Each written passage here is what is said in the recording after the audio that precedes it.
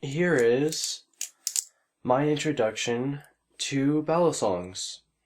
What you generally need to know before you start flipping. I'm gonna talk about the construction of a Balisong, the using a sharp blade versus using a trainer, using tape, and safe flipping practices. So, construction.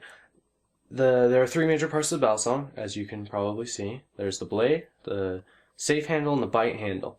The blade, here's the spine right here, with the edge right here. So the blade, if I come like this, that's cutting right there, the cutting direction.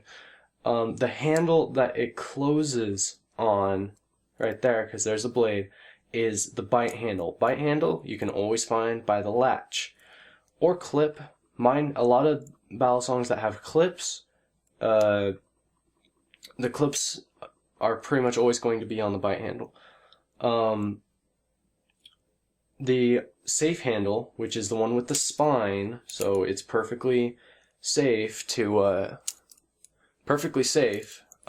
hold in every way, is the safe handle right here. It doesn't have the latch. It doesn't have a clip. It's so whenever you see any motion like that, when I'm doing things, you look for where the latch is. So whether you see a handle that doesn't have a latch or a handle that does have a latch, you can tell how the knife is oriented in my hands. So that's the basic construction of it. I use a sharp bali. I mean, it's not super sharp because I use it, but I use a sharpened bali. You don't have to. You can use a trainer if you want. You can, it's completely flat on all sides. It's still got the bite handle and the safe handle with the latch, and the direction of the blade that you can kind of see, but there's no risk of getting cut at all. These are pretty good if you want to flip without any fear of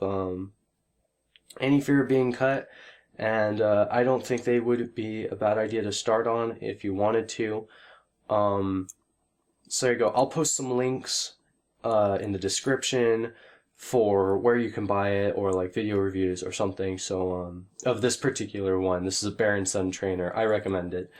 So there you go.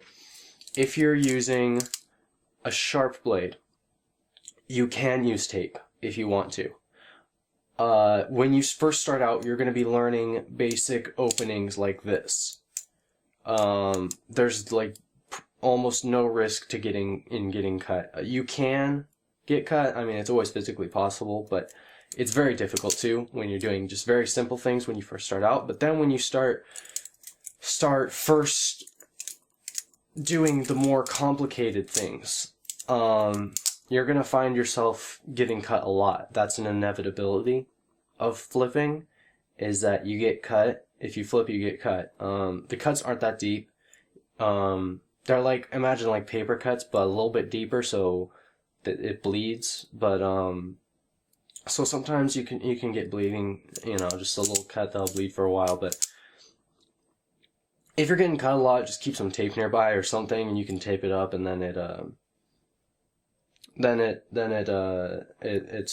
doesn't get blood anywhere or anything, so you're good to go on that. I don't think once you become proficient in the more advanced motions, I don't think you should use tape, because I used tape. I was doing some new things. I used tape. I left it on for a really long time. I took it off. I was flipping, and I got cut worse than I would have if I hadn't been using tape. And the reason for that is that I got sloppy on my safe handling practices. So, like, when you're flipping, and so say I'm like doing this, and so it comes around and it comes up, and then let's say it starts sliding off at this point. I don't want to try to catch it. I don't want to try to keep going and move my hand around to compensate. If you want to be cautious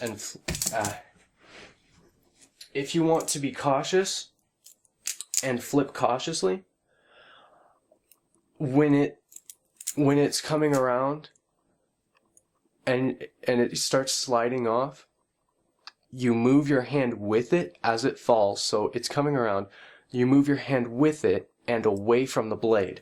So when you move your hand with it, that, you know, because it's falling, it prevents you from getting cut from the action of it falling, and then you move away from wherever the blade is. If it's falling this way, you know, you get out of the way, basically. When you're flipping, that's what you kind of want to do with your hand. You mess up, you just, if you want to flip safely and you want to avoid a lot of cuts, that will avoid a lot of cuts. You just, whenever you feel like it's going wrong or you feel it off, you just abort. And that'll prevent a lot of cuts once you get good at that. Another thing to be aware of is your feet. I've only gotten poked on my feet like once or twice, but it's still something to be aware of if you flip while standing, is just be aware of where your feet are and where the knife is going. So, there you go. There's my introduction to flipping.